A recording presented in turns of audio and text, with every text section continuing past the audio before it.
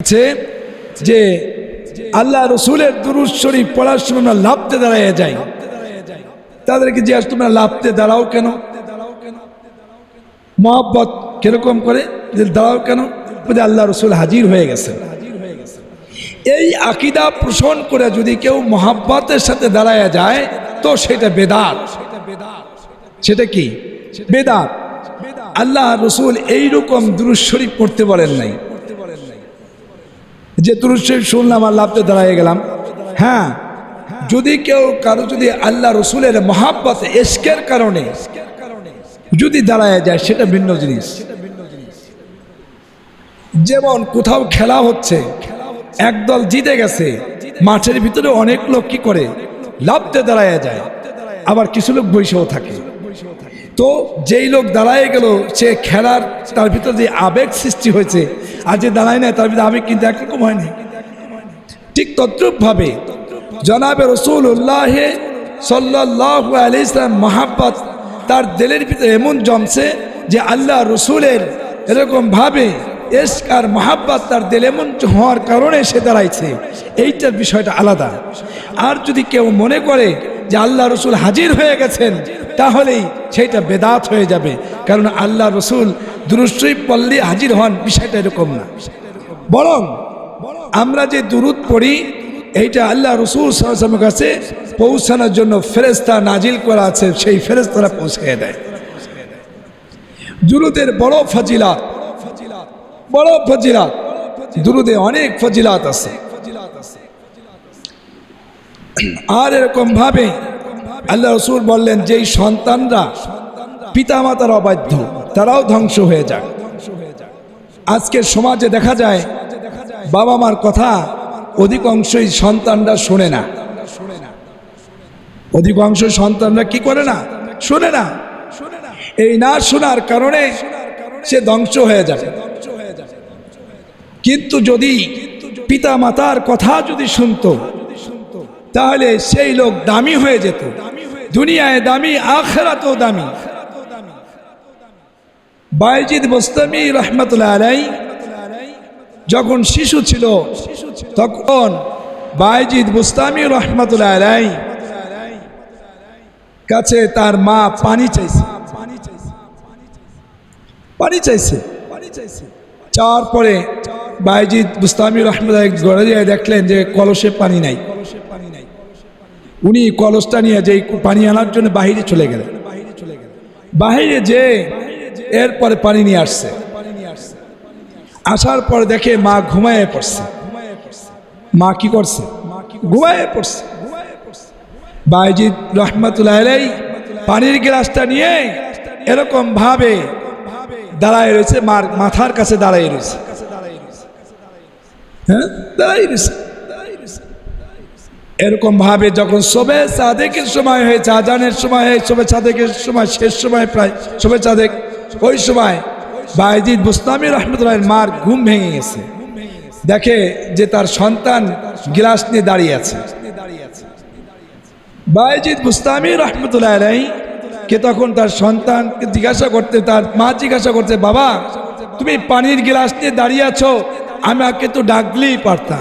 বলে মা তুমি যে আপনার জন্য পানি আনতে গেছি, পানি আনার পরে দেখি আপনি ঘুমায় গেছেন, এই ঘুমানোর কারণে আপনাকে আমি ডাক দেইনি। এই ঘুমানোর কারণে কি দেয় নাই? ডাক দেয় নাই।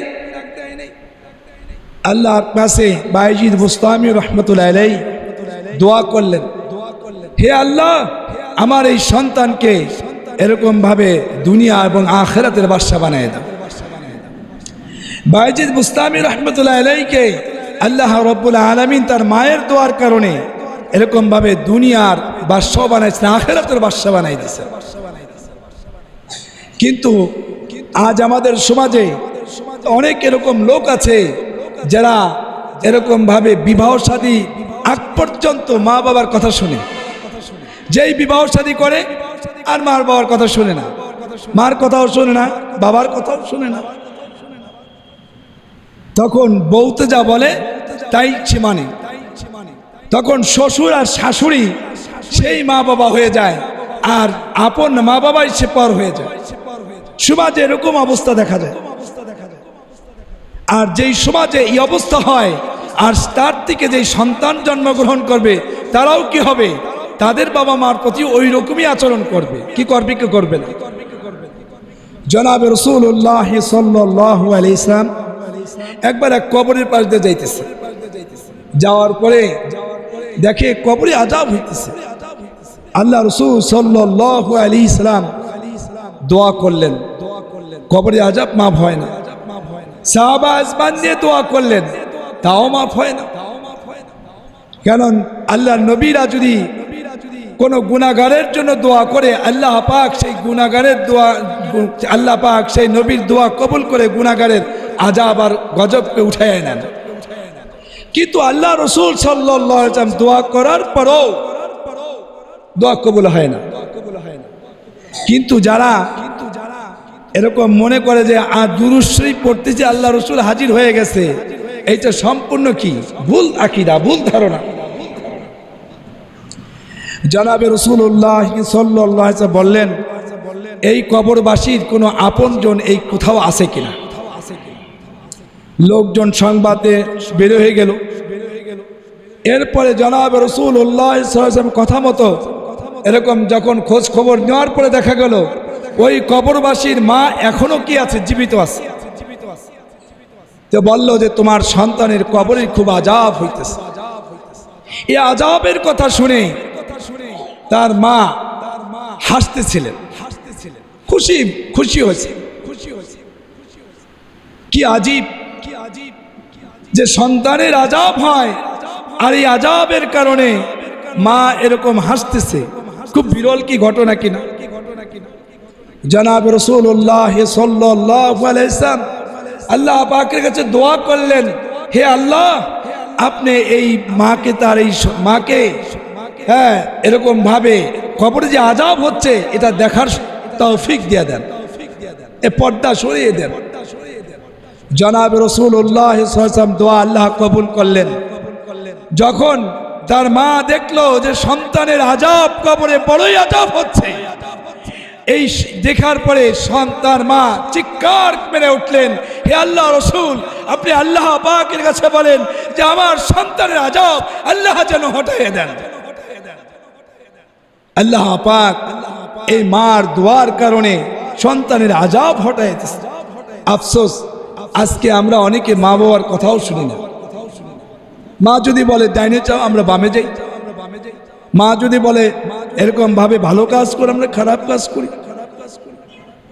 কিন্তু মার কথা যদি শুনতাম তাহলে আমিও এরকম দামি হয়ে যেতাম।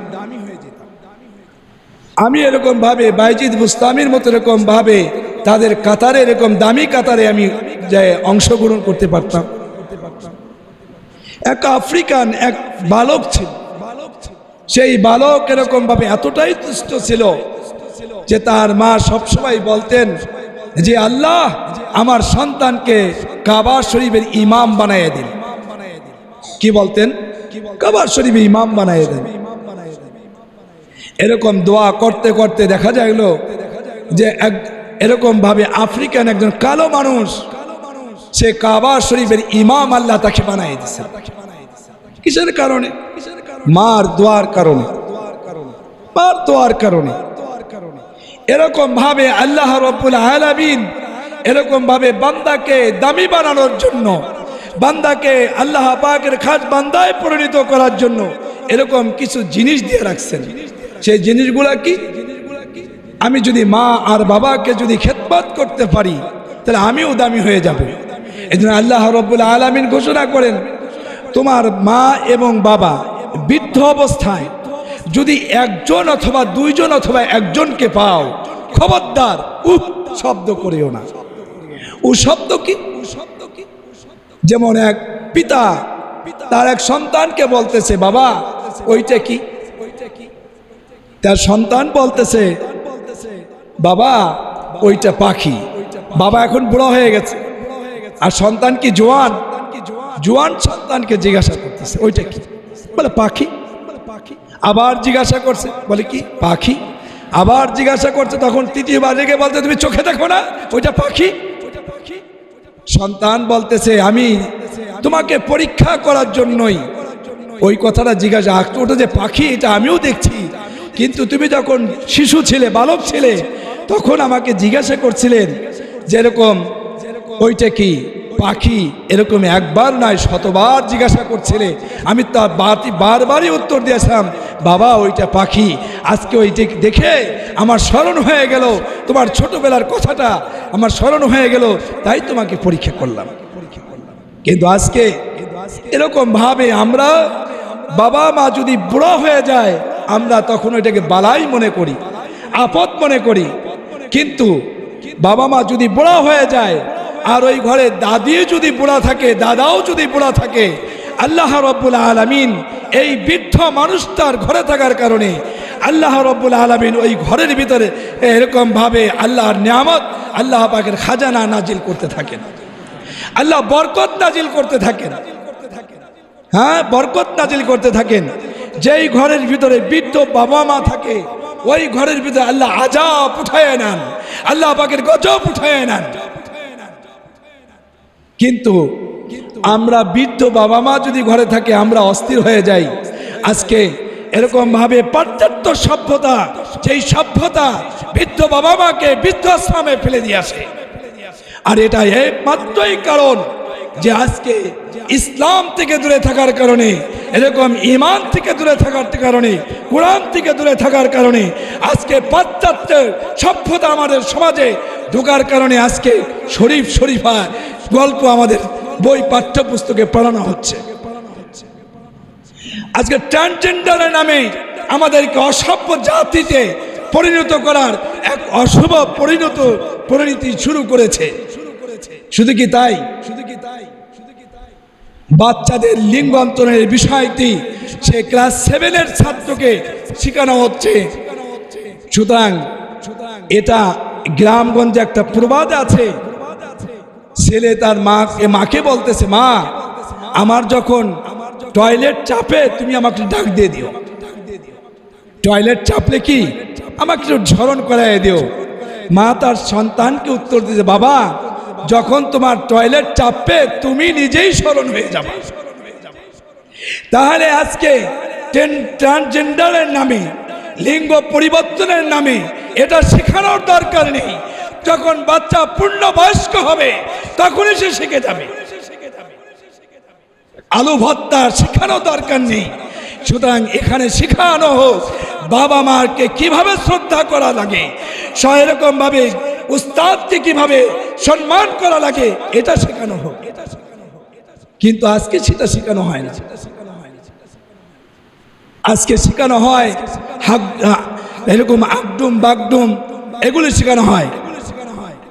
আজকে শেখানো হয় ট্রেনটা কি তোমার একার, চিকারকে মার দেওয়ার জন্য শেখানো হয়। আজকে শেখানো হয় কিভাবে সুদের টাকা কিভাবে গ্রহণ করা যায়, চক্রবৃদ্ধি সুদ কিরকম হবে, এরকম সুদ কোন সুদ কিরকম হবে, এটা অঙ্ক শেখানো হয়। কিন্তু যদি শেখানো হতো যেরকম আল্লাহ পাকের 99টা নামের ভিতরে যে সিফাত আছে, যে গুণ আছে, এই গুণ তোমার ভিতরে আনো, তাহলে তুমি সিফাতুল্লাহ হয়ে যাবা, তুমি আল্লাহওয়ালা হয়ে যাবা, তুমি আল্লাহর আশিক হয়ে যাবা, আল্লাহ পাকের মেয়ে এরকম ভাবে খাস বান্দায় পরিণত হয়ে যাবা। এটা শেখানো হয় না। শেখানো হয় কি আগডুম বাগডুম, এখন শেখানো হয় এরকম ভাবে হাট্টি মাঠে টিম, তারা মাঠে পারে ডিম, তাদের খাড়া দুটো সিং, এগুলো শেখানো হয়। আজকে ইসলাম না শেখার কারণে, দিন না শেখার কারণে আজকে আমরা অধিকাংশই সন্তান এরকম ভাবে আল্লাহ রসুলের কথা অনুযায়ী যারা পিতা মাতার অবাধ্য সন্তান, তারা ধ্বংস হয়ে যাক, আমরা ধ্বংসে পরিণত হয়ে যাচ্ছে। কিন্তু আজকে যদি ক্লাস 1 থেকে শুরু করে নিয়ে প্রত্যেকটা শ্রেণী কক্ষে যদি এরকম ভাবে কোরআনের শিক্ষা দেওয়া হতো, ইসলামের শিক্ষা দেওয়া হতো, তাহলে সমাজের এই অবস্থা থাকতো না। থাকতো বলেন? অবস্থা থাকতো না। এই জন্য আসুন আমরা প্রকৃতভাবে আল্লাহকে জানার জন্য, আল্লাহকে চিনার জন্য এরকম ভাবে হক্কানি ওলামায়ে কেরামের সাথে আমরা একত্র ঘোষণা করি, হক্কানি ওলামাদের কাছে যাই, এরকম হক্কানি পীর মাশায়েখদের কাছে যাই, যে সেখান থেকে আমি আমার ইসলাহ করি, আমি আল্লাহ পাককে রাজি আর খুশি করে কবরে যাওয়ার সামানা তৈরি করি। এজন্য আজ থেকেই আমরা তওবা করি যে আজ আমার যাদের বৃদ্ধ পিতামাতা ঘরে আছে তাদের সাথে আমরা আর খারাপ ব্যবহার করব না, তাদের সাথে আমরা অন্যায় কাজ করব না। আর যাদের পিতামাতা মারা গিয়েছে, দুনিয়াতে নাই, আমরা তাদের জন্য দোয়া করি। আর পিতামাতার সাথে কাদের সাথে সম্পর্ক ছিল, তাদের সাথে আমরা ভালো ব্যবহার করি। এলাকার চাচার সাথে ছিল, এলাকার মুরব্বীদের সাথে ছিল, আমরা তাদের সাথে ভালো ব্যবহার করি। হয়তোবা আল্লাহ পাক আমার এই ভালো আচরণের দ্বারা, ভালো কাজের দ্বারা আল্লাহ পাক আমাকে মাফ করেও দিতে পারে। পারে কি পারেন? এজন্য আমরা সর্বদাই এরকম ভাবে ফিকির করি। আমরা অনেকেই এরকম জানি যে বাগদাদে যে বাদশাহ ছিলেন খলিফা হারুন আর রশিদ, তিনি ওস্তাদকে কিরকম কদর করতেন। একদিন এক ব্যক্তি এরকম পথ দিয়ে যাচ্ছেন, আর খলিফা হারুন আর রশিদ অমনি তিনি এরকম তার সওয়ার থেকে নেমে তার গায়ের যে রুমাল ছিল রুমালটা বিছিয়ে দিয়ে, তো জিজ্ঞাসা করছে, সবাই বলছে এ তো একজন সাধারণ মানুষ, একজন মেতর মানুষ, তারকে আপনি আপনার গায়ে রুমালটা বিছিয়ে দিলেন। বলে যে এই লোকের কাছ থেকে আমি একটা ইলম শিক্ষা করেছিলাম, তার কাছ থেকে একটা ইলম শিক্ষা করেছিলাম যে কুকুর কখন সাবালেক হয়, এরকম একটা ইলম আমি শিক্ষা করেছি। তাহলে দেখা গেল যে একজন মুচি, একজন মেতর, একজন সাধারণ মানুষ থেকেও যদি আমি ইলম শিক্ষা করি, তাকেও কি শ্রদ্ধা করতে হবে। একজন হিন্দু থেকেও যদি আমি ইলম শিক্ষা করি, ওই হিন্দু শিক্ষককে ইজ্জত আর মর্যাদা দেওয়া লাগবে। আর যদি তা না দেই, আমি যদি মনে করি যে একটা হিন্দু তো হিন্দুই, মুশরিক, সুতরাং তার কাছ থেকে দিন আমি এরকম ইলম শিক্ষা করছি, এর জন্য তাকে মর্যাদা কেন দেব? এটা ভুল ধারণা। আমি যার কাছ থেকে কখার শিক্ষা করছি তাকেও আমাকে মর্যাদা দিতে হবে, যার কাছ থেকে আমি অঙ্ক শিক্ষা করেছি তাকেও মর্যাদা দিতে হবে, যার থেকে আমি ইংরেজি শিক্ষা করছি তাকেও মর্যাদা দিতে হবে, এবং যার থেকে আমি এরকমভাবে কালেমা শিক্ষা করেছি, কোরআন শিক্ষা করেছি, তাকেও আমাকে মর্যাদা দিতে হবে। তার মর্যাদার সম্বন্ধে আল্লাহ রসুল বলেন যে কোরআন শিক্ষা দিল সে হলো দুনিয়ার ভিতর শ্রেষ্ঠ শিক্ষক, আর যে কোরআন শিখলো সে দুনিয়ার ভিতর শ্রেষ্ঠ ছাত্র। কি কথা ঠিক কিনা? না মিথ্যা বললাম? কিন্তু আফসোস, আজকে আমরা এমন হয়ে গেছি, আমরা দিন ভুলে গেছি, ইসলাম ভুলে গেছি, আমরা শুধু দুনিয়া আর দুনিয়া আমরা ব্যস্ত হয়ে গেছি। আল্লাহ রাব্বুল আলামিন আমাদের সবাইকে আল্লাহ পাকের হুকুম অনুযায়ী, সাহাবাদের নমুনা অনুসারে আমাদেরকে চলার তৌফিক দান করেন। আর এরকম